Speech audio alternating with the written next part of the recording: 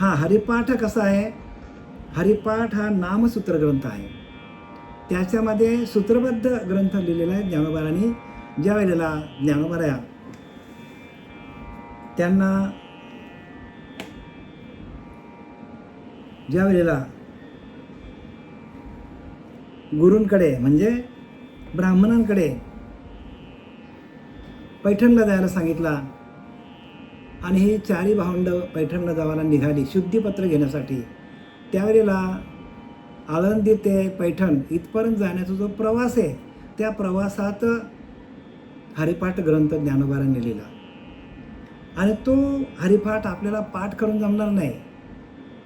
त्या हरिपाठाचा मतीत अर्थ आपल्याला आपल्या मतीमध्ये आपल्या बुद्धीमध्ये प्रकाशित व्हावा ह्याच्यासाठी ज्ञानोबांनी हरिपाठ लिहिलेला आहे. कशासाठी लिहिला आहे? आपल्या मतीमध्ये तो प्रकाशित व्हायला पाहिजे. ज्ञानेश्वरी ही गीतेची टीका आहे बरं का. ज्ञानोबांनी काय केलं आहे? गीतेची टीका लिहिली. जी गीता 5200 वर्षापूर्वी भगवंतांनी प्रत्यक्ष कुरुक्षेत्रावर सांगितली, तिचं टीकात्मक लिखाण ज्ञानोबांनी सच्चिदानंद बाबा यांच्या हस्ताक्षरातनं लिहिलेलं आहे. सच्चिदानंद बाबा मृत झाले होते आणि ज्ञानोबांनी त्यांना जिवंत करून ज्ञानेश्वरी लिहून घेतली. आणि इथं ज्ञानोबांचे स्वतःचे कष्ट आहेत. ज्ञानोबांचे हरिपाठ हा ग्रंथ लिहिण्यासाठी ज्ञानोबांनी स्वतः कष्ट घेतलेले. हा स्वतः भगवंताने श्रीगुरु निवृत्तीनाथ म्हणजे शंकराचे अवतार यांच्या कृपा आशीर्वादातून हात ठेविला मस्तकी आणि प्रसाद देऊन केला सखी. सगळीकडे फिरले ज्ञानोबा, सगळीकडे फिरले, पण त्यांना आपल्या मनासारखा गुरु मिळाला नाही. आणि मग घरी आले आणि नंतर त्यांनी काय केलं? आपलेच मोठे बंधू निवृत्तीनाथ यांच्याकडनं काय केलं? अनुग्रह घेतला त्यांनी. आणि त्यांच्या अनुग्रहातून आलेले अनुभव जसे आपले श्रीपाद बाबा आहेत, रामदास बाबा आहेत, नारायण बाबा, नाना बाबा, पांडुरंग दिवेकर बाबा, हे जसे आपल्या आनंद संप्रदाय म्हणजे काय? सच्चिदानंद स्वरूप. आनंद संप्रदाय म्हणजे सच्चित आनंद, ज्याच्या अंतःकरणामध्ये सच्चिदानंद स्वरूप प्रगट झालेला आहे. आणि तो आनंद संप्रदाय आधी अनादी काळचा आनंद संप्रदाय, हे आत्ताचा नाही बरं का. हे आता नवीनच काहीतरी निघाल्यात, पण हा आधी अनादी काळचा संप्रदाय. मुख्य महाविष्णू चैतन्याचे मूळ संप्रदाय फल तेथून या. हंसरूपी ब्रह्मा उपदेशी श्रीहरी चतुर्श्लोकी चारी भागवत. ही अशी परंपरा आहे. त्या महाविष्णूने हंसाचं रूप घेतलं आणि हंसाने ब्रह्माला ज्ञान दिलं, ब्रह्माने आत्रीला दिलं, आत्रीने दत्त महाराजांना दिलं, दत्त महाराजांनी नारायण जालवणकर, लक्ष्मण जालवणकर, बलभीम, सखानंद, शांतामाई, बंडोबाबा, केरोबाबा, श्रीपाद बाबा, रामदास बाबा, नारायण बाबा, नाना बाबा, पांडुरंग दिवेकर बाबा, हे सगळे बाबाच बाबा. आणि ते आपण सगळे बाबाच बाबा. म्हणजे आपल्यापर्यंत ते ज्ञान आलेलं आहे. प्रत्येक ह्या नामाला प्रत्येक सिद्धाचा स्पर्श आहे आणि म्हणून ते आपल्यामध्ये प्रगट होतं. आपल्याला ते कळतं का? तर प्रत्येक नामाला प्रत्येक सिद्धाचा स्पर्श आहे. एकामेकाच्या डोक्यावर हात ठेवून तुपाची पेरणी करून आपल्याला ते दिलं जातं. कशासाठी दिलं जातं? की जे गुरुतत्व आहे, गुरु हे तत्व आहे, नाम हे तत्व आहे, आणि त्या तत्वाची पेरणी आपल्या माथ्यावरती तूप टाकून ते दिलं जातं. आणि तिथून आपल्याला जर महावाक्याचा बोध दिला जातो आणि त्या बोधातून आपल्याला ज्ञान प्राप्त होतं. बोध करी तूची स्वय परब्रह्म. आपणच परब्रह्म आहोत ह्याचा आपल्या अंतःकरणामध्ये आपल्याला बोध होतो. जेव्हा आपल्या अंतःकरणामध्ये त्या नामाचा संचार होतो, कुंडलिनी जागृत होते, त्यावेळेला आपल्याला भगवंताच्या नामाची आपल्याला प्रत्येक साधकाला अनुभूती येते आणि आलेल्या अनुभूतीतून ज्ञानोबारायांनी प्रत्यक्ष हरिपाठ लिहिला आणि त्या हरिपाठाला आपण सुरुवात करतो बरं का. हरिपाठ म्हणजे काय लक्षात घ्या. पहिल्यांदा हरिपाठ, हरी म्हणजे प्रत्यक्ष परमात्मा आणि पाठ म्हणजे काय. पाठ म्हणजे पाठ म्हणजे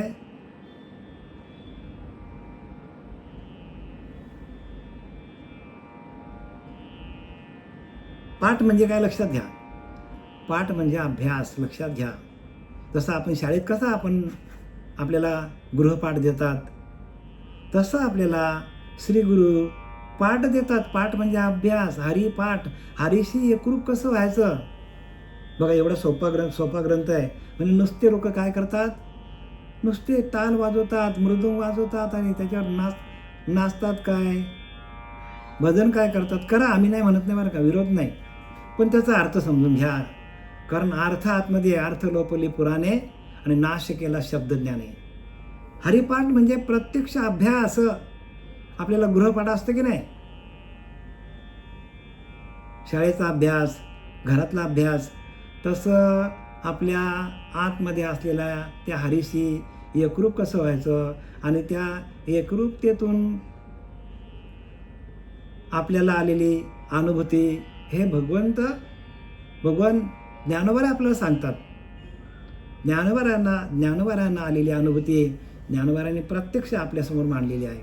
म्हणून हरिपाठ म्हणजे काय, हरीशी एकरूप होण्याचा अभ्यास. अभ्यास म्हणजे काय, अभ्यास म्हणजे गृहपाठ नाही बरं का. अभ्यास म्हणजे तदाकार, त्या भगवंताशी तदाकार होणं, त्याच्याशी एकरूप होणं, त्याचं भजन करणं, त्या नामाचा संसार रोमारोमामध्ये करणं. आणि म्हणून ज्ञानोबाराय 12 अध्यायामध्ये सांगतात भक्तियोगामध्ये, अभ्यासाशी काही सर्वथा दुष्कर नाही, या लागी माझ्या ठाई अभ्यासी मिळे अर्जुना. अभ्यास करूनच तुला भेटता येईल मला, असं भेटता येणार नाही. तसं भगवंत आपल्याला जे काही मंदिरातल्या पूजा चालल्यात, कोणी हवन करतो, यज्ञ करतो, करू नये का, त्याला विरोध नाही बरं का. पण भगवंताशी एकरूप झालो आपण, आपल्याच अंतरीच्या अंतरात्म्याशी एकरूप झालो. व्रते दाने उद्यापने ती धनाची लिहिले तो. धनासाठी माणूस सगळं करतो. भगवंताची प्राप्ती आपल्या आतमध्ये असलेला जो पांडुरंग परमात्मा आहे, जो अंतरीचा अंतरात्मा आहे, तोच आपला देव आहे. आणि त्या देवाशी आपण एकरूप कसं व्हायचं, तदाकार कसं व्हायचं, त्याचं भजन अखंड कसं करायचं, ह्याला हरिपाठ म्हणतात. काही लोकांनी पाठांतर करून ठेवलं, हरिपाठ पाठ झाला त्यांचा. पण पाठ करून वाट मिळेल का आपल्याला, नाही मिळणार. आपल्याला वाट मिळण्यासाठी आपल्याला त्या भगवंतापर्यंत जी वाट जाते ती वाट आपल्याला हरिनामाची वाट आहे. आणि तो हरीचा नाम आपल्या हातात यायला पाहिजे.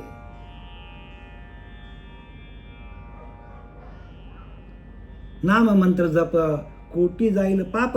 बघा, नामाच्या मंत्राचा आपण जप केला तर कोटी पाप असतील तर ती सगळी निघून जातील.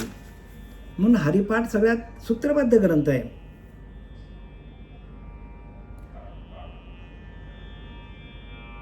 आणि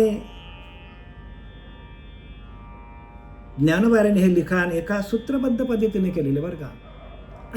एक एक अभंग कसा पुढे सरकत जातो, असे 28 अभंग ज्ञानोबारायांनी या हरिपाठामध्ये लिहिलेले आहेत. आणि संपूर्ण ग्रंथांचं सार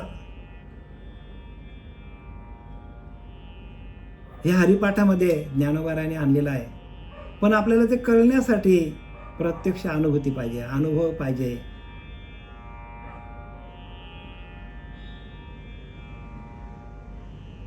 आणि त्या अनुभवातून आलेले अनुभव, ज्ञानोबारायांना आलेले अनुभव प्रत्यक्ष हरिपाठामध्ये मांडलेले आहे.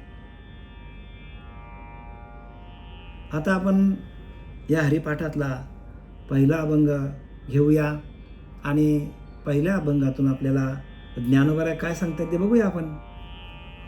काय सांगतात बघा. जय जय रामकृष्ण हरी. जय जय राम कृष्ण हरी. हरी जय जय राम कृष्ण हरी. जय जय राम कृष्ण हरी. जय जय राम कृष्ण हरी. जय जय राम कृष्ण हरी. जय जय राम कृष्ण हरी. जय जय राम कृष्ण हरी. जय जय राम जय जय राम जय जय राम. जय जय राम कृष्ण हरी. जय जय राम कृष्ण हरी. जय जय राम कृष्ण हरी. जय जय राम कृष्ण हरी. जय जय राम कृष्ण हरी. जय जय राम. जय जय राम. जय जय राम.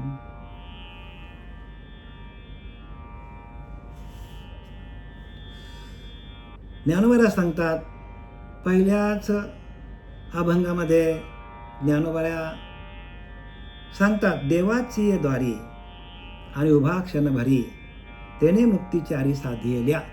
ज्ञानोबा सांगतात बघा, डायरेक्ट आपल्याला काय केलेलं आहे, ज्ञानोबांनी मुक्तीचं साधन दिलेलं आहे.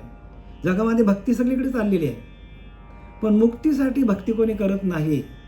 भक्ती करतात ती फक्त आपल्या प्रपंचापुरती.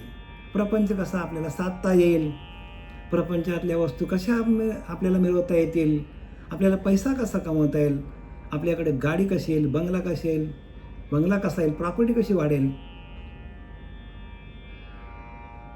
लोक काय काय देवाकडे नवस मागतात, आणि त्या नवसातून एखाद्याच्या नशिबामध्ये जे असेल ते त्याला भेटतोच, पण त्याला वाटतं देवाची कृपा झाली.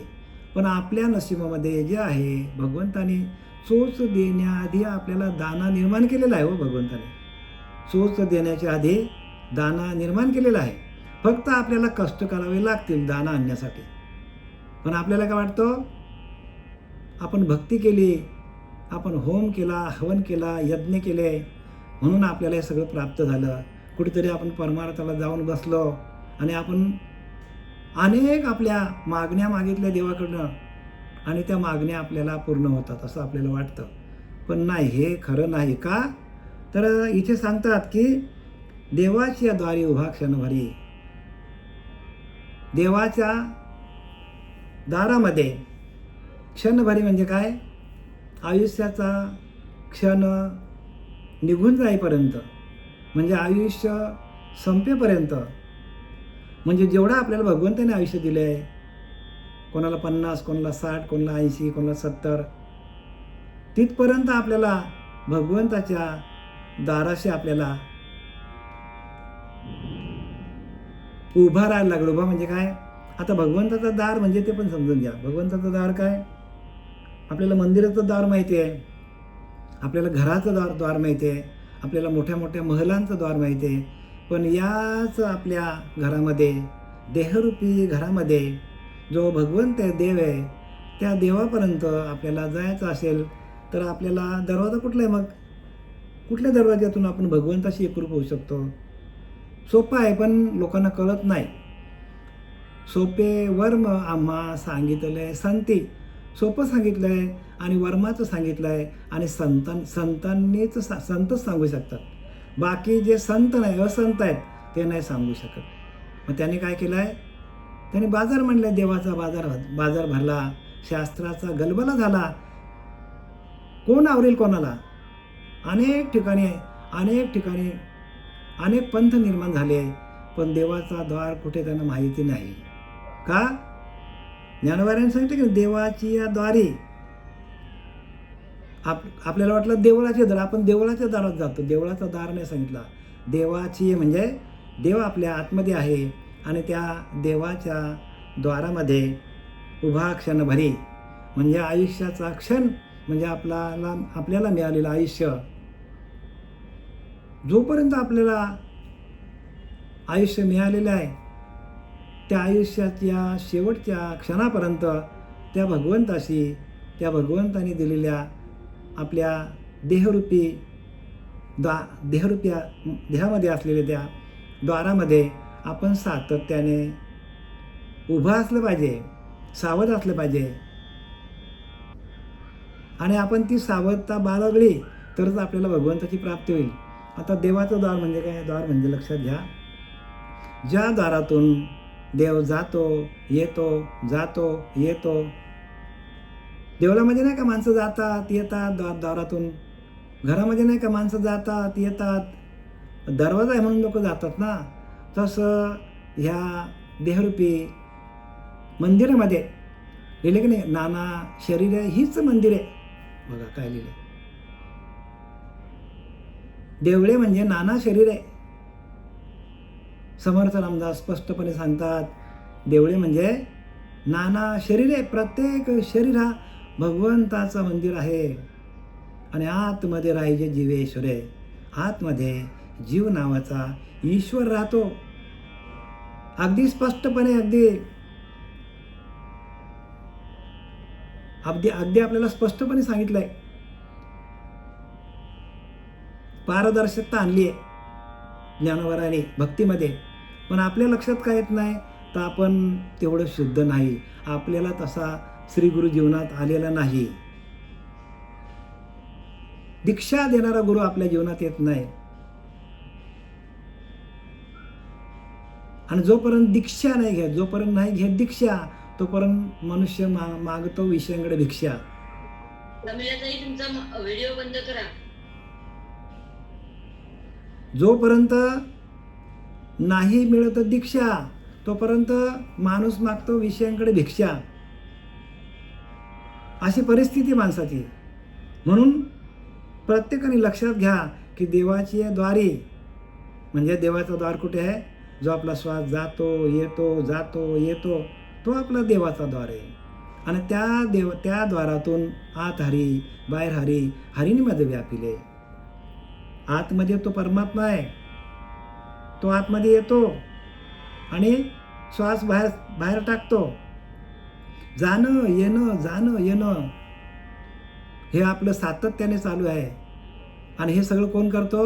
आपल्यामध्ये असलेला तो भगवंत करतो, आपण करत नाही. आणि एखादा माणूस म्हणत असेल की मी नामस्मरण आज खूप केलं,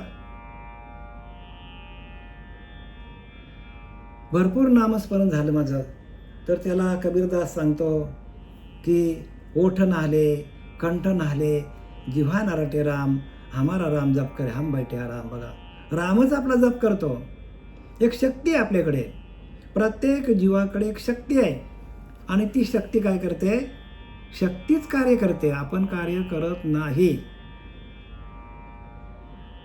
आणि जरी आपला देह निघून गेला तरी देहामध्ये असलेला तो निघून गेला वारा, खाली राहिला पसारा. तो वारा जो आहे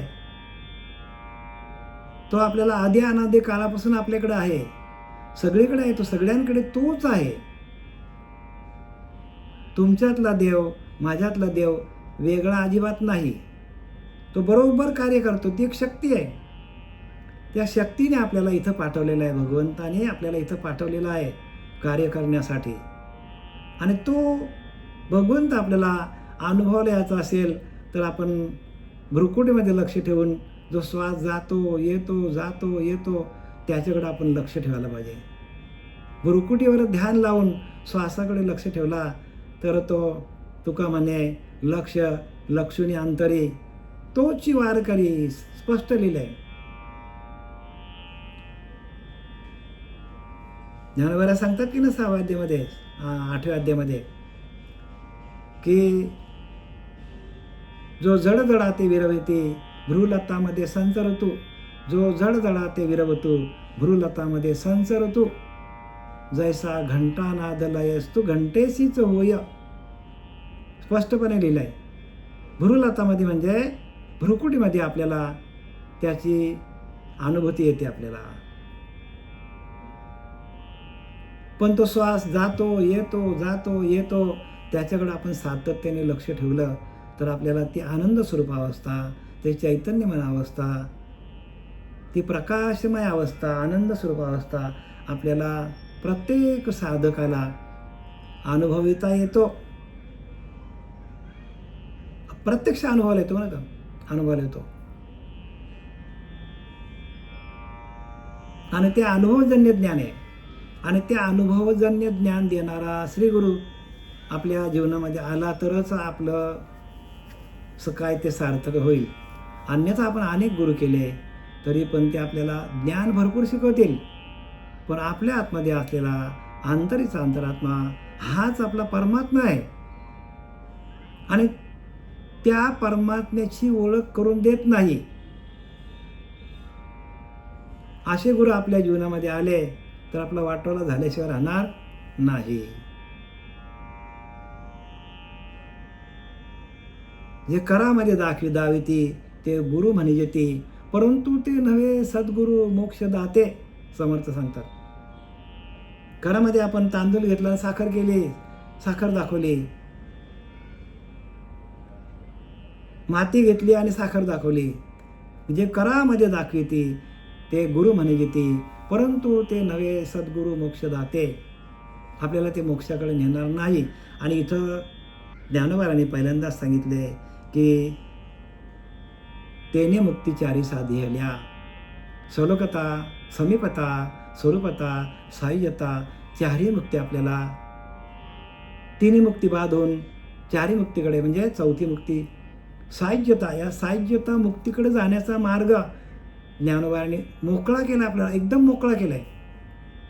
पण आपण ते गायनाच्या मागे लागलोय, आपण त्या वाजवण्याच्या नादामध्ये आपण जातो आणि जे आपण करायला पाहिजे, ज्याचा अर्थ आपण घ्यायला पाहिजे तो आपण घेत नाही.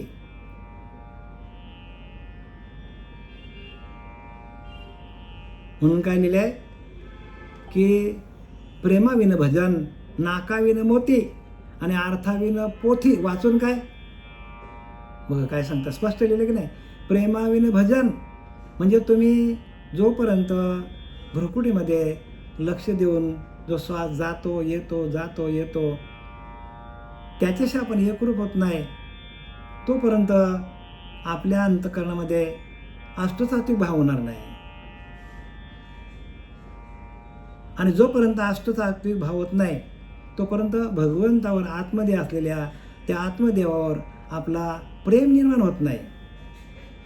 भगवंत कुठे आतमध्ये, आपण शोधतो कुठे, ज्या ठिकाणी वस्तू आहे त्या ठिकाणी आपलं लक्ष नाही. सगळ्या वस्तू आपल्याला माहिती आहेत. आपण कुठेही गेलो जरी फिरायला, अगदी काही फरलांग लांब जरी गेलो तरी आपल्याला माहिती आहे आपल्या घरामध्ये बेडरूममध्ये कुठं वस्तू आहेत ते आपल्या बरोबर डोळ्यासमोर येतात. हॉलमध्ये काय सगळं लक्षात येतो, घरामध्ये कोण असतील हे पण लक्षात येतो. घरामध्ये पाहुणे आले म्हटल्यानंतर आपलं लगेच लक्ष तिकडे जातो.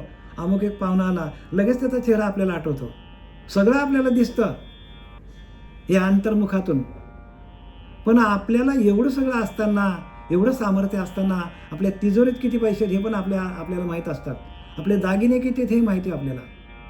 आपल्याला मुलं किती आहेत, बायका किती, सगळं माणसाला माहिती आहे. सगळं माहिती आहे माणसाला, सगळं दिसतो जिथल्या तिथे. पण हे सगळं दिसतं, पण हे सगळं दिसून काय फायदा नाही. कारण एक आपल्याला आपला आंतरिक अंतरात्मा जर दिसत नसेल तर केलेले सर्व कर्म निरर्थकम, सगळं फुकट जाणार. आणि म्हणून आता वंदू संत सज्जन जे परमार्थाचे अधिष्ठान, जयाचेने गुह्य ज्ञान प्रगटे जनी. संतांच्या माध्यमातून आपल्याला गुह्य ज्ञान आपल्याला दिसतो.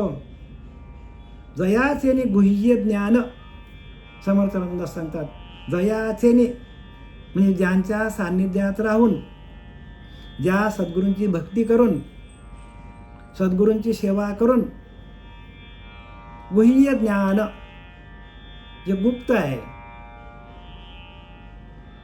ते गुह्य ज्ञान आपल्याला प्रगटे जनी. प्रत्येक माणसाला ते गुह्य ज्ञान प्राप्त होतं, प्राप्तच आहे. वस्तू प्रगटच असे बघा.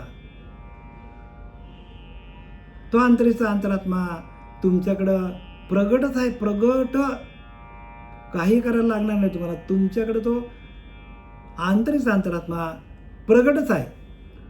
मग प्रगट असून आपल्याला त्याची अनुभूती काय येत नाही.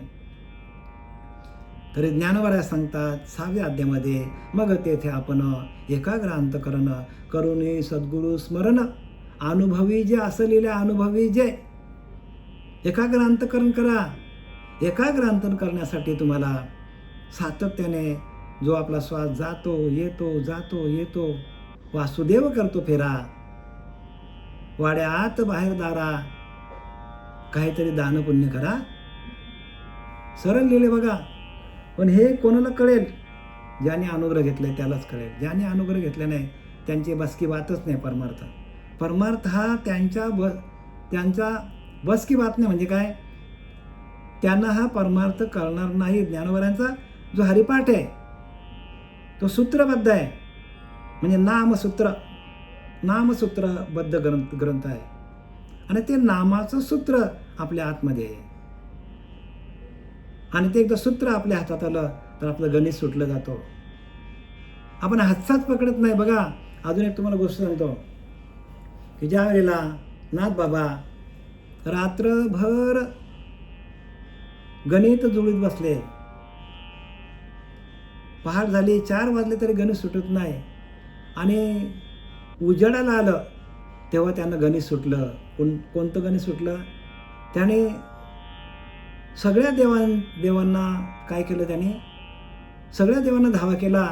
पण अंतरीचा अंतरात्मा ज्या वेळेला अंतरीच्या अंतरात्म्याशी एकरूप झाले तेव्हा त्यांना संपूर्ण आध्यात्मिकतेचा गणित सुटलं जागच्या जागेवर. तसं आपण जोपर्यंत आपल्या अंतरीच्या अंतरात्म्याला हातचा पकडत नाही तोपर्यंत आपली गणितं सगळी चुकतील. तुमचा असो, माझा असो, मोठे मोठे साधू लोकांचा जरी असला तरी गणित चुकणार. गणित तेव्हा सुटेल जेव्हा तुम्ही हातचा पकडणार. जसं आपल्याला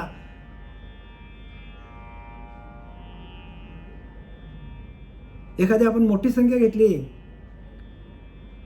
आणि तिचा आपण गणित मारायला म्हणजे बेरीज मारायला सुरुवात केली आपण, तर त्या बेरजेमध्ये आलेला हातचा जर आपण पकडला नाही तर आपला गणित सगळा चुकून जाईल.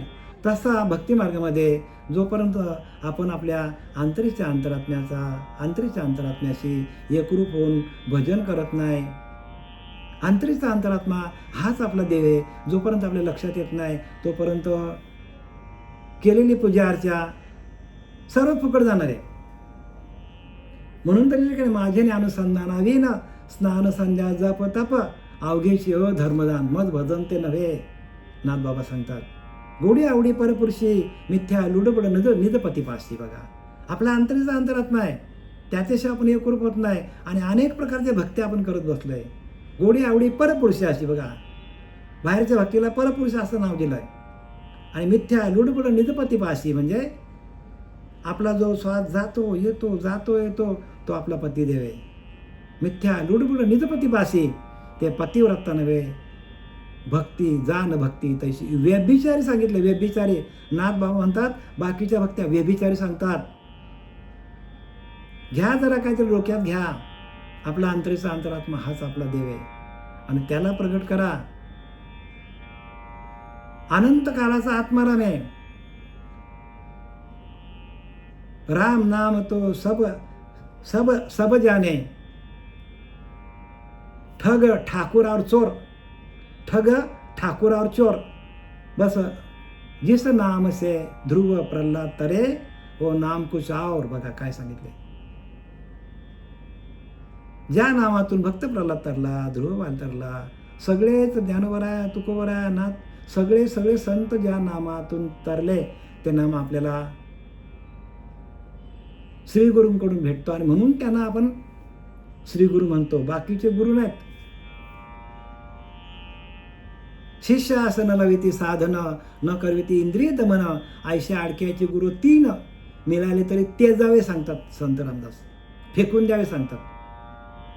जे गुरु आपल्याला साधनेला बसवत नाही. शिष्य असं न लविती साधन न करविती इंद्रिय दमन. बघा, जोपर्यंत आपण साधन करत नाही, ध्यानाला बसत नाही, इंद्रिय दमन करत नाही तोपर्यंत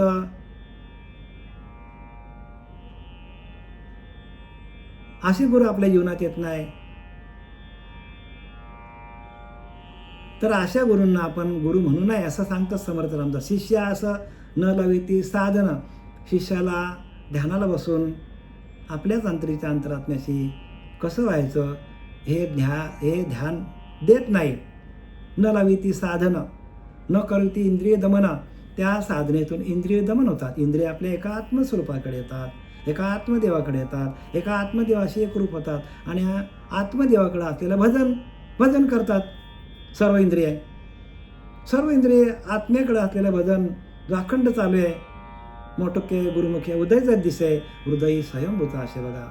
परमात्मा स्वयंभू आपल्या हृदयामध्ये आहे. प्रत्यक्ष फावे लागले तैसे आपैस आहे अशी प्रत्यक्ष आपल्याला अनुभवाला येतो.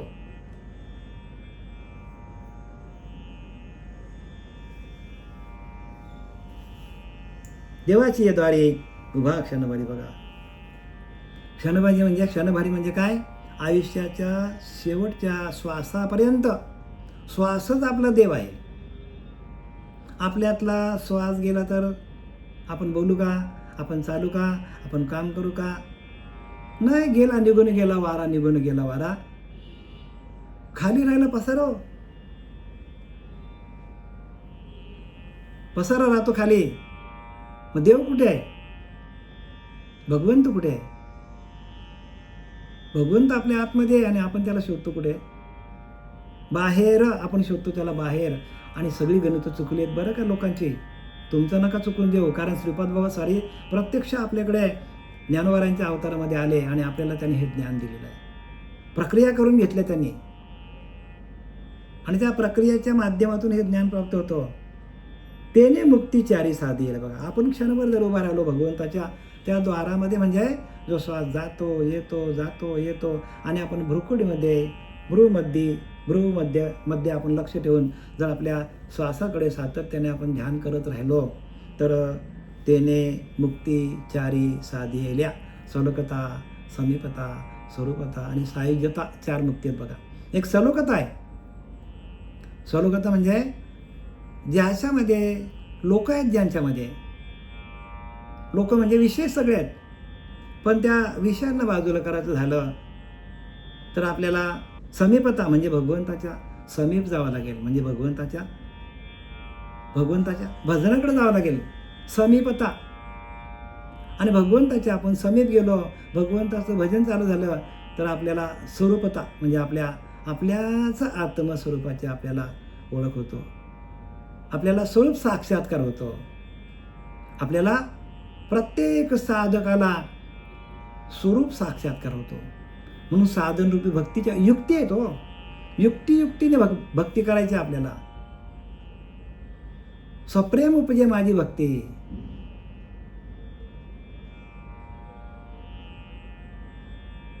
त्या भक्तीची निजस्थिती ऐक चक्रवर्ती सज्ञाना. चक्रवर्ती राजाला सांगितलं. साधन रूपी भक्तीच्या युक्ती आहेत आणि त्या युक्तीने आपल्याला भगवंताकडे जावं लागेल. संसार तुम्ही युक्तीने करता की नाही? संसार प्रपंच युक्तियुक्तीने करतो आपण. आपल्याकडे युक्ती नसेल तर, ज्यांच्याकडे युक्ती नाही, ज्याने आराम केला, ज्याने आळस केला, मग त्यांना संसार थाटता येतो का? नाही थाटता येत त्यांना. मग ज्याने खूप कष्ट केले, ज्याने युक्तियुक्तीनं पैसा कमवला, पैसा कमवण्यासाठी युक्ती लागतो, प्रपंच करण्यासाठी युक्ती लागतो आणि भगवंताला प्राप्त करण्यासाठी युक्तीतून मुक्ती. लक्षात घ्या, मुक्ती अशीच नाही, युक्तीतून मुक्ती. युक्ती तुम्हाला जमली. युक्ती म्हणजे काय? प्रक्रिया.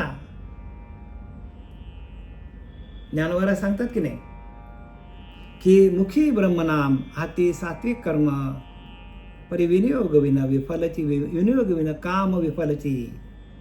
हा मुखी ब्रह्मनाम, मुखामध्ये ब्रह्मनाम आहे, हातामध्ये सात्विक कर्म आहे, चांगले कर्म करतो माणूस, मुखामध्ये नाम आहे, पण विनियोग विना विफलची, विनियोग विना काम विफलची.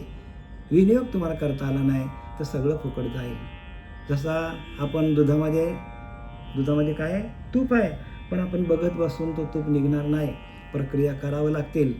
घरात भाजी आणली तर आपल्याला साफसफाई करून, कापून, आपण बर्तन घेऊन, टोपं घेऊन त्याच्यामध्ये तेल, मीठ, मसाला, फोडणी टाकून, ती भाजी टाकून मग ते शिजायला लागतो. मग शिजल्यानंतर त्या शिजताना त्याच्यावर झाकण ठेवायला लागतो. झाकण ठेवला की तिला उकळा येतो, वाफ निघतो बाहेर, आणि वाफ निघाली की ती भाजी आपोआप शिजतो. तसं सर्व इंद्रिय जे आहेत त्या आपण दरवाजे खिडक्या बंद करून जर आपल्या अंतरेच्या आत्म्याशी आपण एकरूप होण्याचा प्रयत्न केला, अंतर्मुख होण्याचा प्रयत्न केला, आणि त्या अंतर्मुख झालेल्या क्रिया आहेत त्या क्रियेतून आपल्या आतमध्ये असलेली कुंडलिनी जागृत झाली आणि ती वरच्या दिशेला यायला लागली, तरच आपल्याला हे ज्ञान प्राप्त होईल. अन्यथा हे ज्ञान, जे काय आपलं ज्ञान आहे ते ज्ञान आपल्याकडं खरं नाही. सत्य कळावे करणे केली नाना निरूपणे, तरी उठे न धरणे असत्याचे. असत्याचा अभिमान त्याने पावे जी पतन. काय सांगतात समर्थ रामदास? सत्य कळावे करणे केली नाना निरूपणे. असे किती निरूपणातून आपण लोकांना सांगितलं सत्याचं निरूपण, पण जोपर्यंत प्रक्रिया हातात येत नाही, क्रियेविन शब्द ज्ञान त्याशी न म्हणती सज्जन. जोपर्यंत क्रिया नाही आणि आपण त्याला संत म्हणायला गेलो, आपण त्याला गुरु म्हणायला गेलो, क्रियेविन शब्दज्ञान, शब्दज्ञानातून भगवंताची प्राप्ती नाही होत. क्रिया पाहिजे. त्याशी न म्हणती सज्जन, त्यांना सज्जन म्हणता येत, संत म्हणता येत नाही. मग तुम्हाला क्रिया ज्यांनी दिली नाही ते संत आहेत का? ते तुमचा तुम्ही विचार करा. आम्ही कोणालाही बोलत नाही, पण आम्ही ह्या शास्त्रयुक्त भाषेमध्ये तुम्हाला पटवण्याचा, इथपर्यंत आणण्याचा, भक्तिमार्गामध्ये आणण्याचा, त्या भगवंताशी एकरूप होण्याचा, तदाकार होण्याचा, भगवत स्वरूप होण्याचा, नवे तुम्ही ब्रह्म आहात हे सांगण्यासाठी हे निरूपण आहे. आपणच परब्रह्म आहोत. परब्रह्म ते सकळान परते तया असं पाहता. आपणच परब्रह्म आहोत. पण हे कळे अनुभव मते सद्गुरू केली. अनुभव यायला पाहिजे तुम्हाला. मागील परिहार पुढे नाहीशी न, झाली या दर्शन. एक वेळा मागील परिहार पुढे नाहीशी न, मागे झालं ते पण विसरतो, पुढे पण आपल्याला त्रास नाही, झाली या दर्शन. एक वेळा दर्शन व्हायला पाहिजे. बस एक वेळा आत्मसाक्षात्कार झालं की तुम्ही सुटले.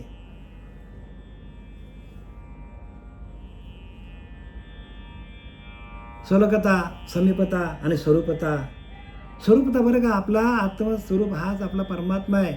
आणि एकदा का स्वरूपाची भेट झाली तर मग आपल्याला सायुज्यता म्हणजे 6 विषयांपासून मुक्ती. काम, क्रोध, लोभ, मद, मत्सर, दंभ, सगळ्या विषयांपासून आपल्याला मुक्ती. कुठलाच विषय आपल्या पिंडामध्ये, तुका म्हणे देह भरिला विठ्ठले, काम, क्रोध, घर रीते केले. म्हणजे काय?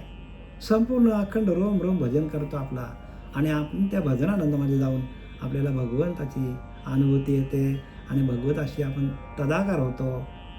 आपण भगवत स्वरूपच होतो. देव पाहावयाशी गेलो आणि देवची होऊनी ठेलो, तुकोबाऱ्या म्हणतात. तशी आपल्या अंतःकरणाची अवस्था आहे. आपणच परब्रह्म आहोत. याच्या पलीकडं अहम ब्रह्मास्मी हे वाक्य लक्षात घ्या आणि त्याच्याप्रमाणे भक्तीला लागा. सगळ्याच्या सगळं सूत्र तुमच्या हातात येईल. आणि हे सूत्र जोपर्यंत आपल्या हातात येत नाही तोपर्यंत केलेले सर्व कर्म निरर्थकम. नाना शास्त्रे पठ्ये लोकम, नाना दैवत पूजनम, परे आत्मज्ञानाविन पार्था, सर्व कर्म निरर्थकम. पठ्या लोकांनी सगळे शास्त्र वाचले, 4 वेद, 6 शास्त्र, 18 पुराणे वाचले, नाना दैवत पूजनम, प्रत्येक देवाची पूजा केली. हे करून तुम्हाला आत्मज्ञान होणार नाही असं गीता सांगते. परे आत्मज्ञानाविन पार्था. मग आत्मज्ञान नसेल तर केलेले सर्व कर्म निरर्थकम, केलेले सर्व कर्म व्यर्थ जाणार आहेत. तुमचा अंतरीचा अंतरात्मा हाच तुमचा परमात्मा आहे. एक जीवात्मा, एक शिवात्मा, एक सर्वात्मा आणि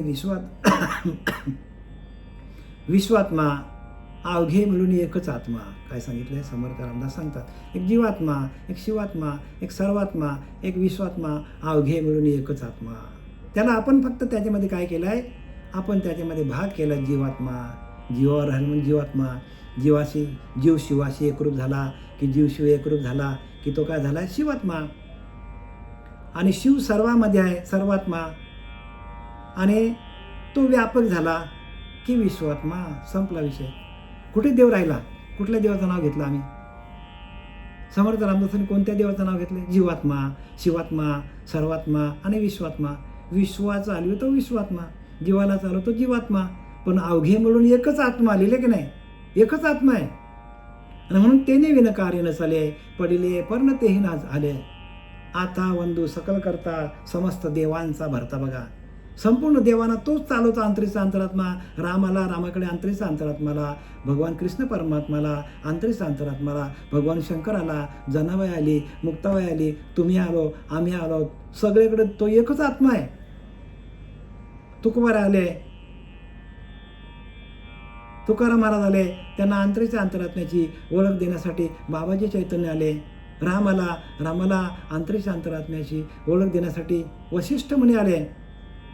कृष्ण परमात्मा, मी बोलविल्या वेद बोले, मी चालविल्या सुरी चाले, मी हलविल्या प्राण आले, या जगाचे चालित मी. पर्वते बैसकीने संडावे, समुद्र मर्यादाने ओलांडावे, पृथ्वी भूती माझी आज्ञा, मी निमाले साता, काळ ग्रासी तसे भूता. असं सांगणारा परमात्मा संदीपन ऋषींना शरण गेला आणि त्यांच्याकडून त्यांनी त्या अंतरीच्या अंतरात्म्याची ओळख घेतली. आपण पण आपल्याला गुरु त्यासाठी करायचा की आपल्या अंतरीच्या अंतरात्म्याशी एकरूप करून, अधिष्ठान म्हणजे भिंतीवर तर नाही बरं का, अधिष्ठान तुमच्या आतमध्ये आहे. अनंत कालीचा आत्मा तुमच्या आतमध्ये आहे. युगान युग एकलाच एक चालवितो तिन्ही लोक, त्या आत्मारामाचा विवेक पाहिलाची पावा. काय सांगतात, युगान युग हो, कृता त्रेतार द्वापार कली, त्याच्या आधी हा अंतरीचा अंतरात्मा नव्हता. आणि त्या अंतरीच्या अंतरात्म्याचं दर्शन आपल्याला कुठल्याही परिस्थितीत व्हायला पाहिजे. आणि त्यासाठी हे सगळे ग्रंथ आहेत. आणि साहित्यता मुक्ती, कोणते, साहित्यता मुक्ती मिळाली पाहिजे. सलोकता, समीपता, स्वरूपता आणि साहित्यता मुक्ती. एकदा का साहित्यता मुक्ती मिळाली, आणि साहित्यता मुक्ती मिळण्यासाठी पुढं काय सांगितलंय, ती मुक्ती मिळावी म्हणून ज्ञानोबा पुढच्या चरणामध्ये सांगतात, हरिमुख्य म्हणा, हरिमुख्य म्हणा, पुण्याची गणना कोण करी. काय सांगतात, मुखामध्ये हरी म्हणा, हरी हरी हरी हरी, जिकडे जाल तिकडे हरी म्हणा, हरी मुखे म्हणा. हरी हाच तुमच्या मुखामध्ये यायला पाहिजे. आणि हरी भरला घनदाट हरी दिशे. हरी कसा आहे, घनदाट भरलेला सगळीकडे तोच आहे. अगदी त्या हरी म्हणजे नाम, लक्षात घ्या. त्या नामाला काय करायला पाहिजे, त्या नामाला मुखात घ्यायला पाहिजे. आणि ते नाम गुह्य आहे. आणि म्हणून ते नाम मिळवण्यासाठी गुरूंना शरण जावं लागतं. जसे आता देव आले, संत आले, त्या संतांनी काय केलं, आपल्या अंगावर काही घेतलं नाही, गुरुला शरण गेलं. तसं आपण नाम देणारा तत्वदर्शी गुरु आपल्या जीवनात येत नाही तोपर्यंत आपल्याला जे काय आपण करू, जे जे करशी अनेक काही, नामा परते तत्व नाही, हाकारोने सांगे तुका. अरे नाम घेता राहू नका हो. एवढं कळकळीने सांगतो तुकोबाऱ्या, जीव तोडून सांगतो आपल्याला. हाकारोने सांगे तुका, ओरडून ओरडून ओरडून सांगतो तुकाराम महाराज, नाम घेता राहू नका. नाम घ्या.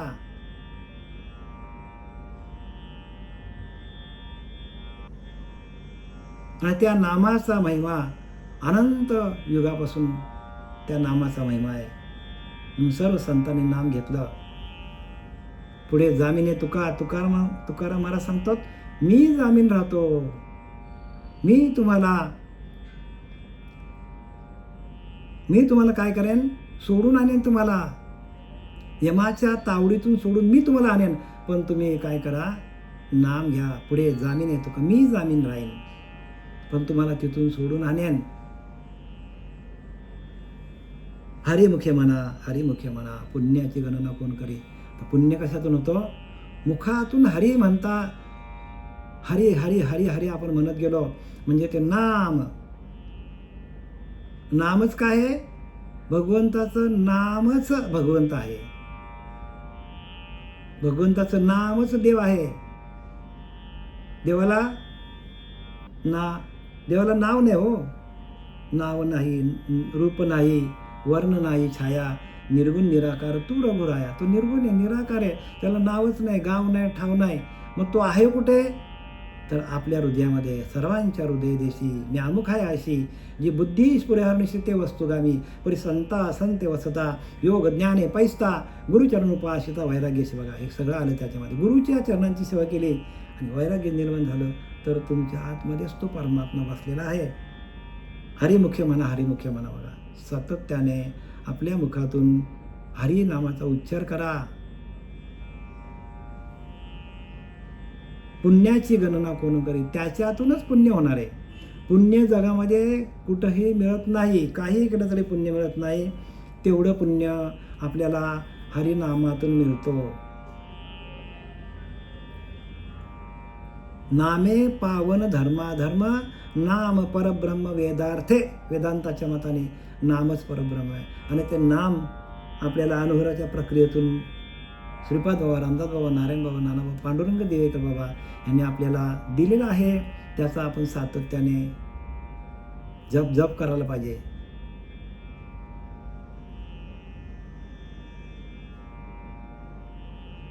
श्रीपाद बाबा सांगायचे, मला विसरले तरी चालेल पण माझ्या नामाला विसरू नका. तसं तुम्ही सगळे ग्रंथाचा अभ्यास केला नाही तरी चालेल, निरूपण नाही केलं तरी चालेल. नारायण महाराज होते, त्यांनी कधी प्रवचन केलं नाही, कधी कीर्तन केलं नाही, पण त्यांनी आला साधक की बस ध्यानाला आणि त्यांना प्रगट करून द्यायचा. प्रगट गुह्य बोले आणि विश्व, संपूर्ण विश्वाला ब्रह्म करण्याचं तत्व नामामध्ये आहे. काही एखाद्याने वैकुंठी जावे ते वैकुंठच केले आघवे, ऐसे नाम रूपे गौ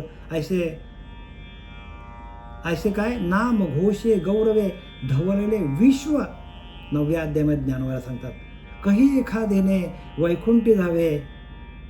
एखादाच माणूस वैकुंठात जातो तुकाराम महाराजसारखा, पण संतांनी तेही वैकुंठच केले आगवे.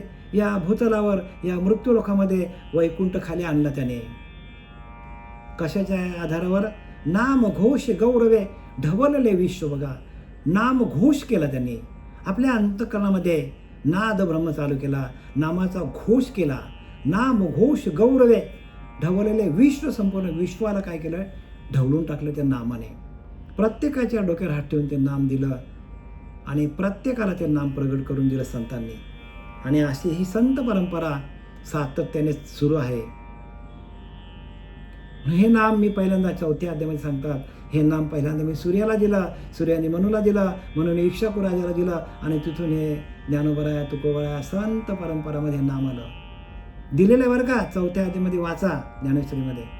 सगळीकडे तुम्हाला पुरावा येते, अगदी इव्हिडन्स साईज तुम्हाला मी देऊ शकतो हे नाम कसं आहे ते. पण तुम्ही ते करायला पाहिजे. तुम्हाला स्वतःला प्रगट झालं तरच तुम्हाला त्याची अनुभूती येणार आहे. आणि तुम्हाला प्रगट झालं नाही, ज्या साधकाला हे प्रगट होत नाही तो निघून जातो इथून. आणि एकदा का तो निघून गेला का 7.5 लागली त्याच्यामध्ये. कारण काय? नामच देव आहे हो. रामकृष्ण हरी भाव हा जीवाचा, आत्मा तो शिवाचा. राम जपे काय लिहिलं आहे? रामकृष्ण भाव आहे जीवाचा, जीवाचा जीवावर आहात तुम्ही अजून. आत्मा तो शिवाचा, नाम जपे राम जपे. शिवाचा आत्मा राम जपायचा. आणि आपण कुठल्या पंथातले आहोत? आदिनाथ गुरु सकल सिद्धांचा. आदिनाथ गुरु सकल सिद्धांचा, मच्छिंद्र तयाचा मुख्य शिष्य मच्छिंद्र तयांचा. मच्छिंद्राने बोध गोरक्षाशी केला, गोरक्षवरला गहिनी प्रसादे निवृत्ती दातारा. म्हणजे ही परंपरा आहे आणि या परंपरेमध्ये आपण असलं पाहिजे. ती परंपरा आपल्या हातात येण्यासाठी आपल्याला हरिपाठाचा अर्थ पहिल्यांदा काय?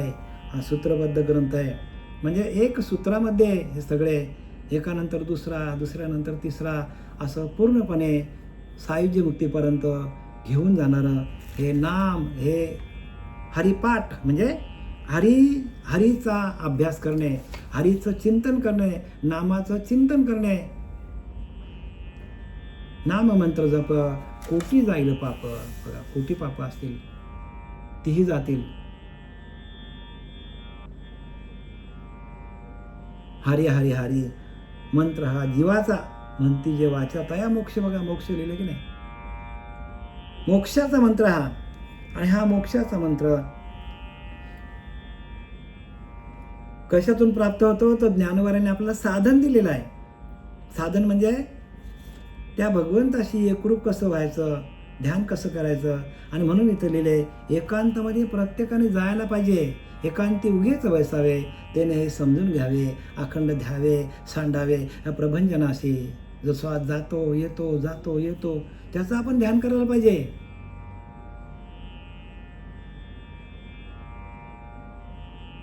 ज्ञानोबाला सांगतात ठाईच वैसुनी करा एकचित्त आणि एकाग्र चित्त करा. श्वासावर लक्ष ठेवा, तोच आपला भगवंत आहे. तो जातो येतो तो आपला भगवंत आहे. सर्व काल करावं. झोपताना करा, उठताना करा, बसताना करा, खाताना पिताना, सर्व काही करताना हरिबोला देता, हरिबोला घेता.